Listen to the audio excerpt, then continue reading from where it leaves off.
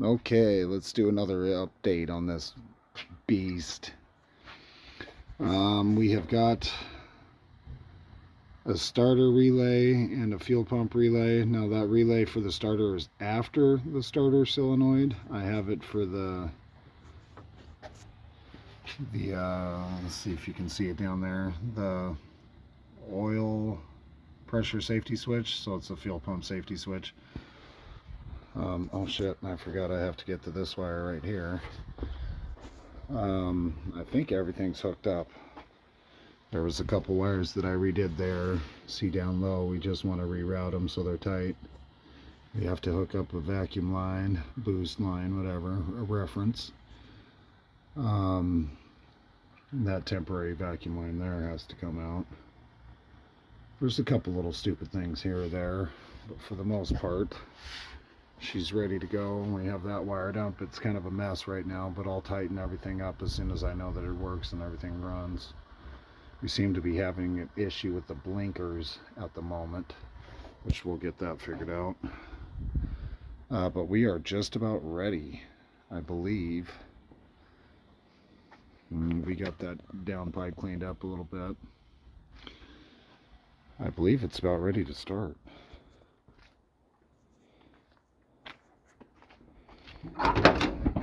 We want to prime the floor before we start doing, it's a filthy mess, but before we start doing any insulating, which I do want to put sound barrier insulation down. And you see these are for the power inverter, which it's overkill, but better overkill than underkill. Trying to think what else we have to touch base on. It's all pretty much done. Tail lights are installed, tailgate. We just need to work on the interior and the bodywork, but we're going to get that Cadillac painted first, which the weather is now starting to come around. It's about 45 degrees out here. So that Caddy's kind of been holding up projects all winter as it's in the shop, and I just haven't wanted to move it. I'm trying to think. I mean, it's all pretty straightforward from here. We need to get a fan, which the other day I probably said it wrong. The fan that I got is too big for the space, so I need to get a smaller fan to fit in here, which it kind of sucks. When I first started this for breaking it in, we had just a couple downpipes on the exhaust and they came off.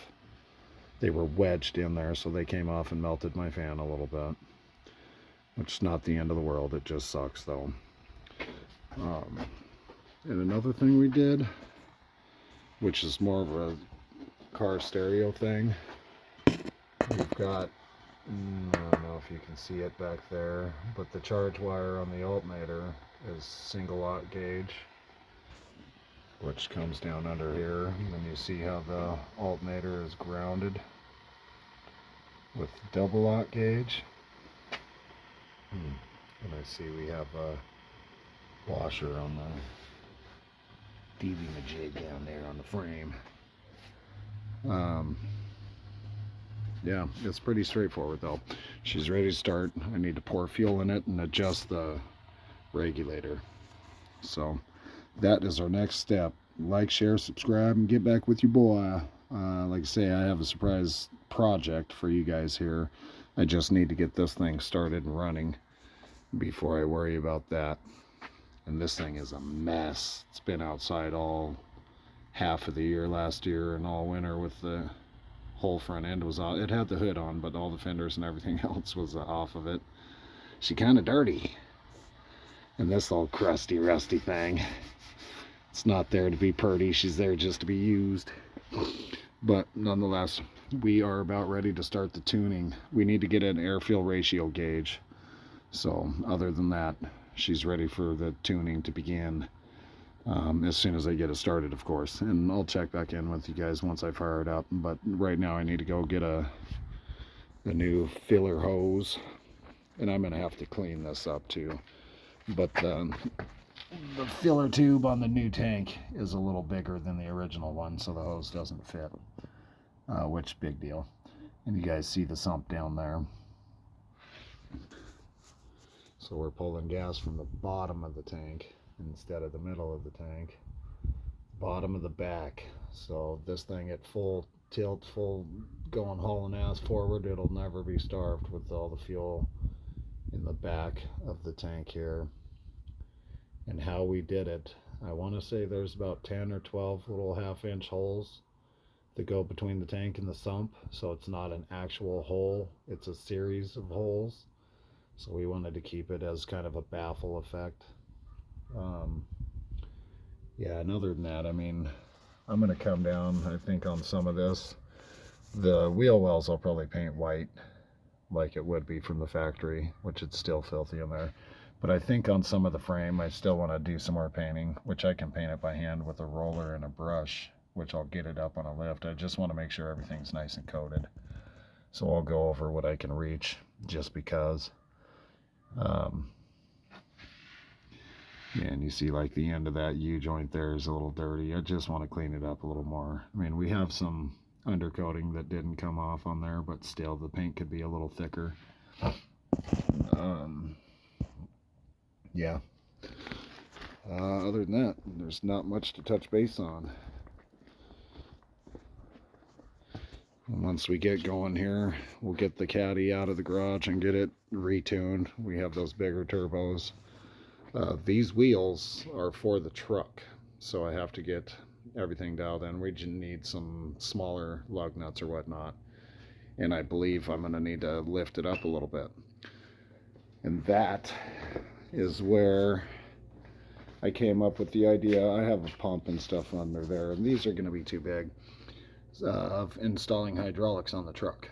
So I've started putting together some pieces. I'm going to go with 6-inch rams instead of the 8-inch. But it is going to have a hydraulic lift kit in it, so it will be adjustable. Another cool thing for my Rescue 1 truck. Yeah, other than that, I mean, I literally haven't touched the caddy. Now that the truck runs, or will be running and driving, it'll be time for me to spend my nights on this. I just need a couple more stripe touch-ups, not much, just a couple more things I want to pick apart. And then a couple gallons of clear and shoot the door jambs, and then this thing is out of here. When I do get back on it, I'll just knock it out. But there's been no reason for me to do anything with it because it's just scheduled to sit here in the shop. So and this year I haven't done much with it, but this year we're gonna have to get on the 65 convertible and get it out of here.